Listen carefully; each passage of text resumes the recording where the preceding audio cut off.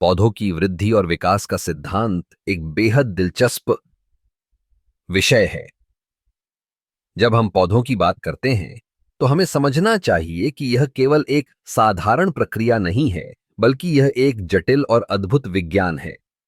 पौधों की वृद्धि मुख्यतः दो प्रक्रियाओं पर निर्भर करती है: कोशिका विभाजन और कोशिका विस्तार। कोशिका विभाजन, जिसे हम माइटोसिस के नाम से जानते हैं, पौधों के विकास का पहला चरण है। यह प्रक्रिया तब होती है जब एक कोशिका दो नई कोशिकाओं में विभाजित होती है। यह विभाजन मुख्यतः पौधों के ऊतकों में होता है, जैसे कि मेरिस्टेम, जो पौधों की वृद्धि के लिए जिम्मेदार होते हैं। जब हम एक छोटे से बीज को देखते हैं तो यह जानकर आश्चर्य होता है कि उसके अंदर कितनी संभावनाएं छिपी होती हैं।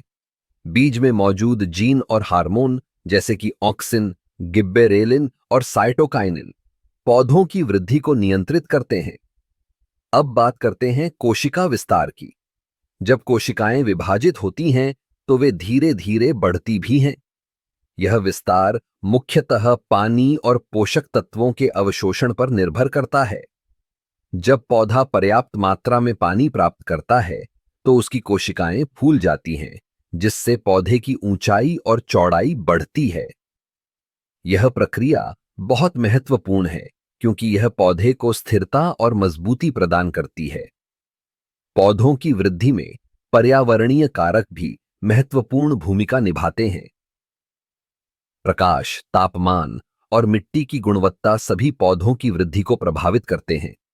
उदाहरण के लिए, प्रकाश संश्लेषण की प्रक्रिया में पौधे सूर्य के प्रकाश का उपयोग करके भोजन बनाते हैं। यह प्रक्रिया न केवल पौधों के लिए बल्कि संपूर्ण पारिस्थितिकी तंत्र के लिए आवश्यक है। इसके अलावा पौधों की वृद्धि में हार्मोनों का भी विशेष महत्व है। जैसे जैसे पौधे बड़े होते हैं, हार्मोन उनकी वृद्धि को नियंत्रित करते हैं।